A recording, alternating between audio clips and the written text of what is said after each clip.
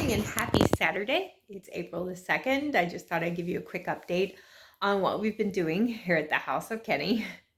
The first thing we've been doing is picking colors for the guest room. My plan is to paint this room this weekend.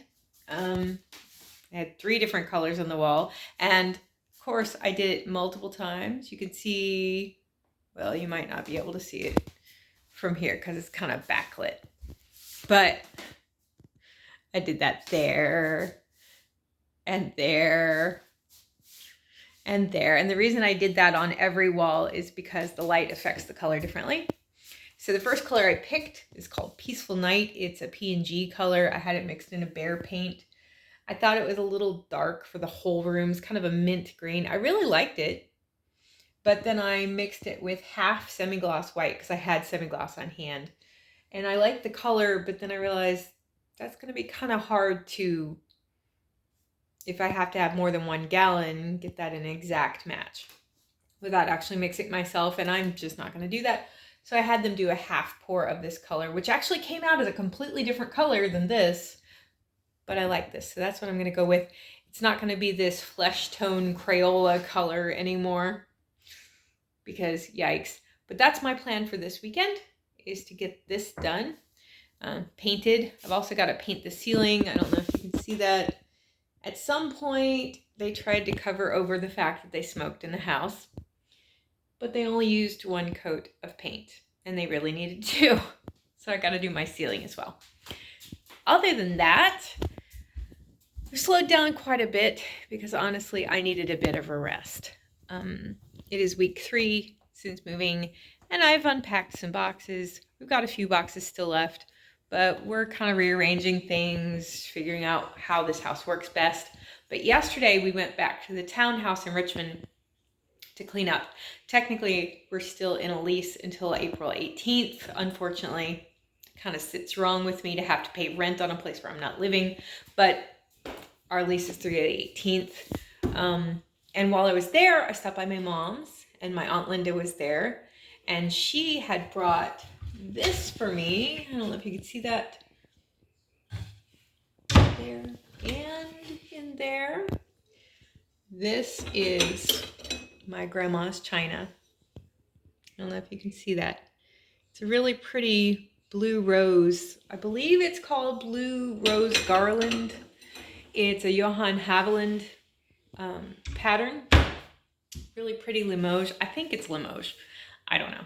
I'm not great with china. I do happen to like the Haviland brothers as well as Johann Haviland.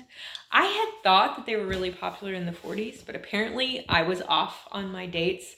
So I'm not even going to try to give you an idea of all that, but I really loved my grandma's china. It really made me want mashed potatoes with way too much butter and way too much salt.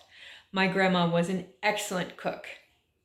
She was not a healthy cook, but she was an excellent cook. So that's really made me miss all those family dinners. She passed away in February and miss her a lot. So, other than that, what have I been working on? All right, so we made a discovery. It's not a great discovery, but it was a discovery. So Friday, not yesterday, but Friday a week ago, our washer and our dryer were delivered. So yay, we can do laundry. Yay. Today I actually got my blind up. You see, I said I wanted to get the 2-inch faux wood blinds. I think it looks a lot higher end than the regular mini blinds. But to backtrack to last Friday, the washer and dryer were delivered, and we discovered the dryer would not fit through the door. So Brian took the door off, obviously. Still wouldn't fit through the door. Actually, I think the delivery guys took the door off. But anyway, it still wouldn't fit through the door. So we had to remove this little bumper stop as well as this little bumper stop and the hinge to get it through the door. Brian removed those and he got the dryer in. Unfortunately, when I went to put the bumper stop back up, I actually broke it. I broke the trim piece. So that looks ugly, but the reason it broke was the back was hollowed out. by termites. We do have termite damage. We were aware that there was termite damage in the house. In fact, this piece of trim right here even has the termite damage on the outside. Look at that. They just covered it up. Who cares, right? So when Brian pulled this off to see how extensive it was, we did have a full-on termite nest in the wall. Fortunately, it was a dead nest. This house was treated about a month ago, but it's also been treated in the past. Brian went up under the house. We do have a full basement until you get to the garage wall, and that's where the crawl space starts. So he crawled through the dirt, and he looked at the floor joist. The floor joist had been compromised, but at some point they discovered that, and they put a sister joist there. Didn't take out the old joist because, you know, that's a lot of work to take the joist out. But apparently it was treated, and the sister joist was put in, and the sister joist is in great shape. It's perfectly fine. So, but when he was looking at this, he said at least this stud and maybe the stud next to it is completely compromised. What we're going to do within the next few months is we're actually going to widen the doorway, because anytime the washer or dryer needs working on, it'll be easier to access. But also this laundry room is tiny. Look at that. There's my wall. There's the dryer. There's not a lot of space. I even had to move the washer over. I don't know if you can see this. I had to move the washer over just so that the door would clear. So I'm not going to replace the doorknob because we're widening the doorway, and we're going to put 2 bifold doors in. Now that's a project for the months ahead. It's not a project for right now. The other discovery we made is both our hot water faucet and the cold water faucet leak when you turn them on. And they leak in such a way, they leak right here, right at the handle. Brian has bought the stuff to replace those faucets.